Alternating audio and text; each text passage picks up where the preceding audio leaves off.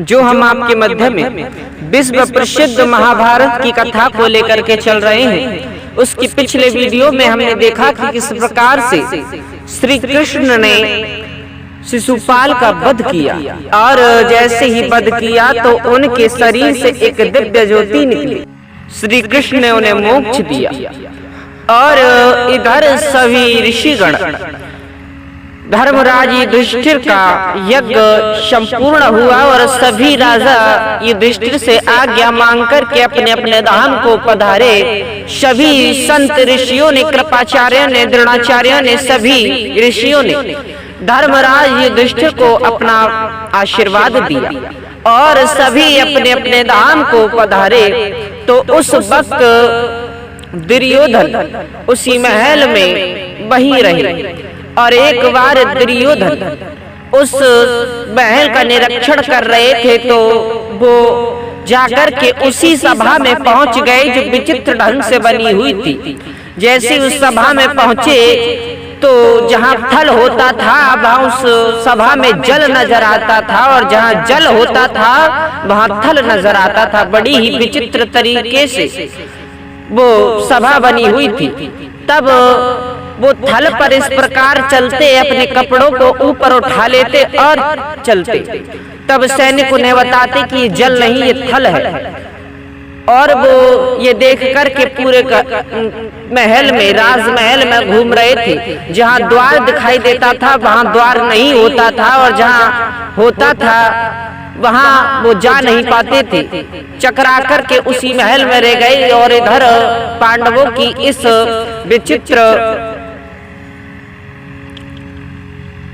सभा को देख कर के दुर्योधन के मन में बड़ी ही ग्लानि होने लगी। तब वो आगे की ओर चले तो उन्होंने जल को थल समझा और उस पर जैसे ही चले तो वो जाकर के पानी में भीग गए। और ये दृश्य द्रौपदी देख रही थी। तब वो देख कर के दुर्योधन को हंसने लगी और हंसते हंसते कह ही दिया कि अंधों के तो अंधे ही होते हैं। जब ये शब्द दुर्योधन ने सुने तो बड़ा ही क्रोध आया और उसी वक्त प्रतिज्ञा की कि द्रौपदी एक दिन वो आएगा कि हम आपको बताएंगे कि अंधे होते क्या हैं। एक दिन न एक दिन हम आपके पांचों पतियों को आंखें वाले होते भी अंधा बना देंगे। और उसी वक्त वो आगे की ओर नहीं गए और लौट आए, अपने महल में आ गए। तो उन्होंने अपने मामा शकुनी से सलाह मिलाई और कहा कि मामा आज पांचाली ने हमारा अपमान किया है और हम किसी प्रकार से उस अपमान का बदला लेना चाहते हैं। आज पांडव दिनों रात तरक्की कर रहे थे, स्वर्ग से भी सुंदर उन्होंने इंद्रप्रस्थ का निर्माण किया है और ये हमको बिल्कुल भी सहन नहीं हो रहा है। किसी प्रकार उनकी संपत्ति हमें चाहिए। तब शकुनी ने कहा कि युद्ध में पांडवों से उनकी संपत्ति को जीतना तो असंभव है, देवता भी उनके समक्ष टिक नहीं सकते। आप उन्हें युद्ध में तो नहीं जीत सकते, किंतु हम आपको एक उपाय बताते हैं। अब बड़ा ही सुहावना मौसम हो रहा है तो आप किसी प्रकार से अपने पिता धृष्टराज जी से आज्ञा लें और पांडवों को द्यूत क्रीड़ा के लिए बुलाएं। तब इस बात पर दुर्योधन ने कहा कि मामा श्री, धर्मराज युधिष्ठिर को द्यूत क्रीड़ा तो बहुत पसंद है लेकिन खेलनी नहीं आती, क्या सभी पांडव उन्हें खेलने के लिए कहेंगे? तो जवाब दिया शकुनी ने कि ये तो बाद की बात है, पहले आप अपने पिताश्री से आज्ञा लें। तब दुर्योधन चला और अपने पिताश्री के पास पहुंचकर अपनी व्यथा कही तो धृष्टराज ने इनकार कर दिया। तब शकुनी उनके पास पहुंचे और कहा कि आपका पुत्र दिनों दिन बेकार होता जा रहा है, ऐसे मानो जैसे उन्हें कोई रोग होता गया है। जो भी उनकी इच्छा हो उसे पूर्ण करो जिससे कि उनके चेहरे पर उनकी हंसी वापस आ सके। तब इधर दुर्योधन भी आ गए और कहा कि पिताश्री, आज पांडव हमसे भी ऊंचे स्थान पर हैं, इतना सुंदर उन्होंने महल बनवाया है, हमें किसी प्रकार से वो संपत्ति चाहिए, चाहे युद्ध से चाहे किसी प्रकार से। तो धृष्टराज ने कहा कि ये तो अधर्म है पुत्र, तो कहा चाहे कुछ भी हो, यदि आप हमें द्यूतकीड़ा की आज्ञा नहीं दे सकते तो हम अपने आप को ही दंडित करेंगे और अपनी ही मृत्यु स्वयं कर लेंगे। तो वो पुत्र मोह में आ गए, तो उन्होंने धर्मराज विदुर को बुलाया और धर्मज्ञ विदुर से कहा कि जाओ पांडवों को निमंत्रण दे के आओ कि अब हम अपने सभा में द्यूतकीड़ा करना चाहते हैं। तब भली भांति से धर्मज्ञ विदुर ने समझाया कि ये तो झगड़े की जड़ है, जुआ तो कभी सुख दे ही नहीं सकता, आप तो ये गलत कर रहे हैं। तब उन्होंने दुर्योधन की वाणी को सुना तो वो समझ गए कि इनके मन में पाप मर रहा है, किंतु धृतराज की आज्ञा को पाकर के वो इंद्रप्रस्थ में पहुंचे और जाकर के धर्मराज युधिष्ठिर के कक्ष में पहुंचे। सभी पांडवों ने उनका बड़ा ही सम्मान किया। तो धर्मज्ञ विदुर ने कहा कि पुत्र, धृतराज का आदेश है और उन्होंने कहा है कि उनकी सभा में जाकर के आप उनके महल का निरीक्षण करो, और उन्होंने तुम्हारे मनोरंजन के लिए द्यूतकीड़ा का आयोजन किया है। तब धर्मराज युधिष्ठिर कहने लगे कि काका जी, हमें तो द्यूतकीड़ा आती ही नहीं, क्या कोई इसके पीछे चाल तो नहीं है? किंतु धर्मज्ञ विदुर उन्हें सब बता देते हैं कि उनकी तरफ से शकुनी फांसे डालेंगे और वो आपकी संपत्ति को छीनना चाहते हैं। किंतु जब पिता की ही आज्ञा थी तो उन्होंने इस बात को नहीं टाला और सभी अपने भाइयों से सलाह मिलाई और कहा कि हमें हस्तिनापुर में जाना है। तो सभी मां कुंती, द्रौपदी और पांचों भाई तैयार हो गए, इधर आकर के हस्तिनापुर में पधारे। तो बड़ी ही सुंदर तरीके से दुर्योधन, शकुनी, कर्ण सब ने मिलकर के सभी ने बड़ी ही सुंदर सजा को उसे सजाया है। और उस सभा में सभी पधारे, कृपाचार्य, द्रोणाचार्य सभी। तो देखते ही देखते द्यूतकीड़ा प्रारंभ हो गई। धर्मज्ञ विदुर को तो ये अच्छा नहीं लग रहा था, किंतु वो वहां खड़े हो गए। कृपाचार्य, द्रोणाचार्य को भी ये शोभा नहीं दे रहा था कि कुल गुरु होने के कारण वो वहां उपस्थित थे। जैसे ही प्रारंभ हुआ खेल, तो प्रथम बार कहा कि धर्मराज युधिष्ठिर ने कि मैं अपनी मड़ियों में से सर्वोत्तम मड़ि को पहले दांव पे लगाता हूँ। तो दुर्योधन ने कहा कि मेरे पास तो बहुत ही मड़ि है, मैं किसी का नाम नहीं गिनाना चाहता, मैं भी अपनी तरफ से मड़ि को लगाता हूँ।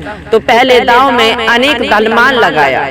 तो इस प्रकार शकुनी ने फांसे फेंके कि उस दाय को अपनी ओर कहा कि युधिष्ठिर, अब आप इस दाय को हार चुके हो, ये हमारा रहा। तो द्वितीय बार अपनी सभा, अपने राज्य को लगाया।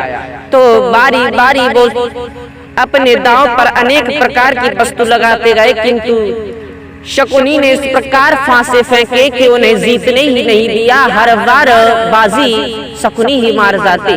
तब अंत में उन्होंने कहा कि अब हम अपने भाई नकुल को दाव पर लगाते हैं। तो जैसे ही नकुल को दाव पर लगाया तो शकुनी ने फिर से फांसे डाले और उन्हें अपनी तरफ कर लिया। कहा कि अब आप एक भाई को हार चुके हो। इसी प्रकार से उन्होंने चारों भाई को दाव पर लगा दिया और चारों भाई को ही हार गए। तब अंत में आकर के स्वयं को दाव पर लगा के कहा कि हम स्वयं को दाव पर लगाते हैं, आप फांसे डालो। तब भी शकुनी ने इस प्रकार से फांसे डाले कि धर्मराज युधिष्ठिर को भी जीत लिया। कहा कि अब तो आपने अपने आप को दाव पर लगा करके बहुत बड़ी गलती करी। अभी तो आपके पास वो धन है कि इन धनों की उनके साथ तुलना की जाए तो ये कुछ नहीं है। तो कहा कि कौन सा धन है? कि आप अपनी परम सुंदरी पांचाली को दाव पर लगाओ। तब जैसे ही परम सुंदरी पंचाली का नाम सुना तो धर्मज्ञ विदुर उठ करके खड़े हो गए और धृतराज से कहा कि ये दुर्योधन इस वंश का विनाश करवाएगा, इन्हें त्याग दिया जाए। तब दुर्योधन ने कहा कि आज से हम आपको मंत्री पद से निष्कासित करते हैं। और जब धर्मराज युधिष्ठिर ने विचार किया तो अंत के दांव पर द्रौपदी को भी लगा दिया और कहा कि अब हमारे दांव पर द्रौपदी है।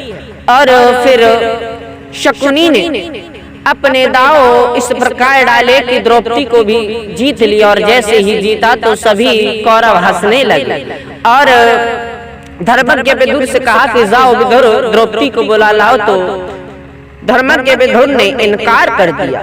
तब उन्होंने मंत्री को भेजा। मंत्री पहुंचे और कहा कि आपके पति आपको जुए में हार चुके हैं तो आपको सभा में बुलाया जा रहा है, किंतु द्रौपदी ने इनकार कर दिया। तो दुशासन को दुर्योधन ने स्वयं आज्ञा दी कि दुशासन अब तो द्रौपदी नहीं आएगी, तुम स्वयं उनको बुला कर के लाओ।